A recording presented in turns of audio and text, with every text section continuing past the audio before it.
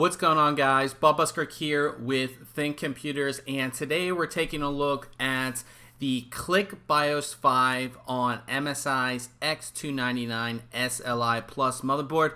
This is the same Click BIOS 5 we saw on previous motherboards like their Z270, so not a lot has changed, but some has, and this BIOS should be pretty much the same throughout MSI's entire X299 line. You might see different skins or something like that, but the main features and layout and everything like that should be the same. So right now we are in easy mode, and this is just to change some easy settings really quickly. You know, if you're a first-time builder or something like that, this is what you might want to go into first, just because it's so much easier instead of going through not a lot of menus, but going through more in-depth menus, if I could talk correctly. So here we go. So the easy mode has, you know, all of your information on the motherboard we're using, all that kind of stuff. You know, just gives you everything in order. One thing I like is our boot priority. So if you want to boot from a flash drive or you want to set your boot priority, it's super simple. All you have to do is just hold this and drag over, and you can set your boot priority. It's really that easy. Again, great for first-time users and all of that. So down here under easy mode, we have, you know, certain sections. So under CPU, this just gives us our information on our CPU and what it's running at and all that kind of stuff. Under memory, we can see what our frequency is and where our memory is installed, all that kind of stuff. Oh, before I go on, I did forget, we have these two quick settings. So you have OC-Genie4 and XMP. OC-Genie4 is a quick overclock. So if you want to get a little bit more performance out of your system, you can go ahead and just turn that on. It's just that simple. XMP, same thing. You can turn it on or off. So our memory, of course, does have an XMP profile, so it supports XMP. So we have that turned on. Under storage, this just lets us know what we have installed and what mode we're running. So we have HCI mode running, of course, and we have a single 500 gig SSD in there and all of that. Under fan info, this just shows you your fan curve and you know, what speed everything is running at. And you can go into settings here, and this brings this really cool overlay of kind of everything that's going on, and you can see our CPU fan here and the speed that it's running at, and you can adjust the curves. You can set PWM mode, DC mode, or auto, all that kind of stuff. It's really cool. And of course you have all of your voltages and everything right here all lined up, which is really cool. You can do this all within the BIOS before you go ahead and install Windows and all of that. You can just do all of this, so it's really cool. So we'll get out of that, and under help, this just shows you your hotkey. So if you're not sure what you're doing, if you need to take a screenshot or do something, you can go ahead and do this. So you have all that right there. M-Flash, I'm not going to go into it, but this allows you to easily flash your BIOS. So if you need to flash your BIOS and update it to the latest one, this will go ahead and help you do that. Favorites, this is a favorites menu that you can add things to your favorites. So, you know, if you have settings that you're constantly changing and you don't want to dive down into menus to find them, you want them all in one place, you can have them right here. Hardware monitor, it is the same thing that we brought up before. So again, this shows you in real time your speeds, your temperatures, and all of that. And what I didn't cover before was, you know, you can change these to see what's going on. You know, on your PCH, and you know, all that kind of stuff you can go ahead and change around. And LAN option ROM, you can turn that on or off. Hardcore mode, you can turn on or off. CPU fan warning control, you can turn that on or off. M.2 Optane, we don't have Optane memory installed, so this isn't enabled, but you can do that if you want to use Optane memory.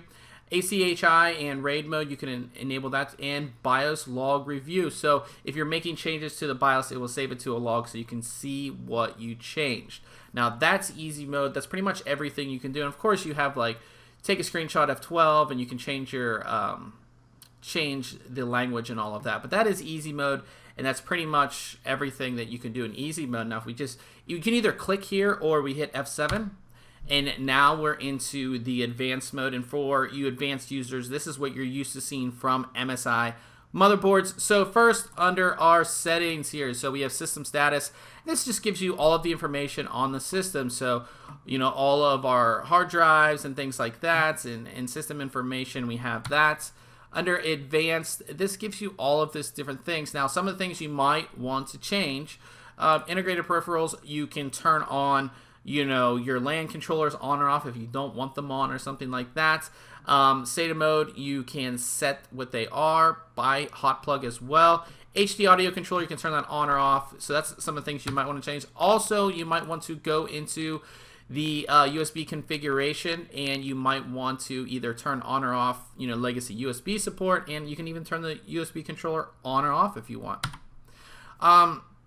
Another thing that is cool with this is you do get the secure erase, which I'm not going to go into, but secure erase allows you to securely erase your SSD. You see this in a lot of SSD toolbox software. So if you've used an SSD for a while and you plan on selling it or installing it in a friend's computer and you just want to be sure all of your important data is off of it, you do get the secure erase feature and all of that. So that's some of the stuff in the advanced settings. Under boot, you can set your logo display and all of that. You can set your boot priorities. Again, you can do it up here as well.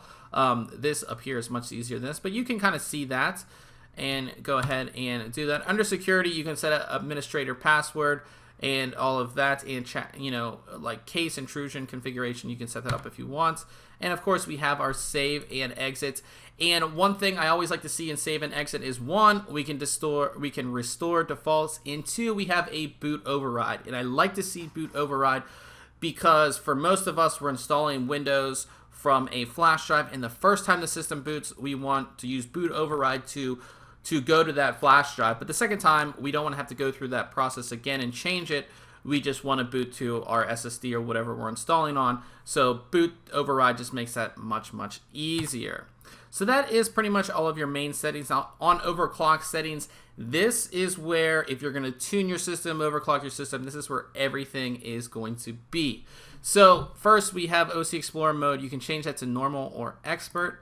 We can put on expert if you want. CPU ratio apply mode. So if you're applying your CPU ratio to all cores or just some cores or however you want to do it, you can do that. Your ring ratio, EIST, turbo mode, and enhanced turbo, you can turn all of that on or off. So if you want the system to boost, you can, of course, set that.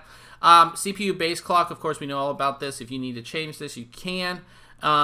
Then we go down to our XMP profiles, so you can go ahead and, of course, enable your XMP profile if your memory supports it. And then you can even go into like advanced DRAM configuration, and if you are setting these values or even doing overclocking on your memory, of course, you can change all of these values if you want. Digital power, so this will, you'll be able to go in here and change all of the power settings for different parts, like a lot of your CPU settings and frequencies, and as well as your memory settings and frequencies. You can change all of that. So again, if you're doing some hardcore overclocking where you want to mess with the power settings, you can go ahead and do that. And here we have also our voltages. So of course, if you're overclocking your CPU, you want to change your core voltages. Same with your DRAM voltages. You can go ahead and change that if you're doing some overclocking there. Other settings, you can go down into your CPU specifications and see everything, and you can see your CPU technology support. So if you're not sure if something's supported, you can go ahead and see that there. Memory Z, of course, gives you your SPD information for the memory that you have installed. So if you're not sure, you can go ahead and see all of that if you want. And then CPU features, we can enable or disable CPU features. So if you want hyper-threading turned on or off, you can do that. Of course, a lot of this stuff has to do with overclocking as well. So you can like disable C states and things like that, you know, if you want your CPU to be running as fast as it can at all times.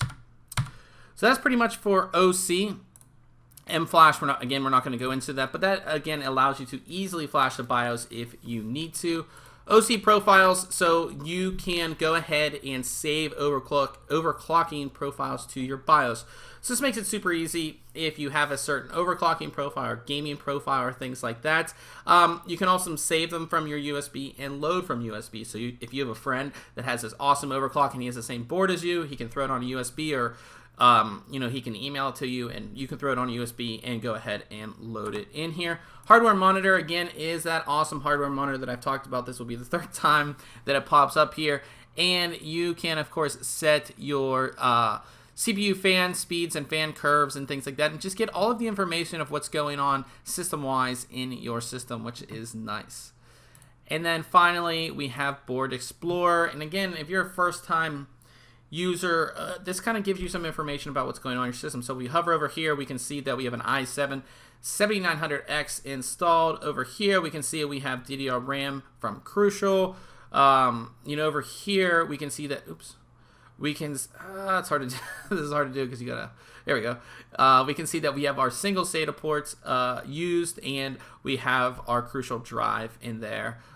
Here, we can see that we have an NVIDIA-based graphics card installed, like all that kind of stuff, so we can kind of see what's going on and, see what we're using here. You can see if we hover over these things, we can see what's connected, all that kind of stuff. So really cool, just gives you an overview of your board, and that is pretty much it for this BIOS. It's really easy to use. MSI, I believe, has used ClickBIOS 5 since maybe Z170, so it's a tried and true BIOS. It's not laggy. It works really well, and everything's in its right place, and that's the biggest thing when it comes to your BIOS, is you want to be able to find those settings and just make changes very easily. Everything's laid out great. As you can see, I can use my mouse as well as the keyboard. So, as you can see, I'm moving up and down with my keyboard. So this is just a great overall BIOS, and I really like it. Now, if you have any questions about this BIOS, I know I didn't dive down super deep, but I try to give you all, where everything's at and, where you can find everything. But if you have any questions about this BIOS, go ahead and leave it in the comment section below. Until next time, catch you guys later.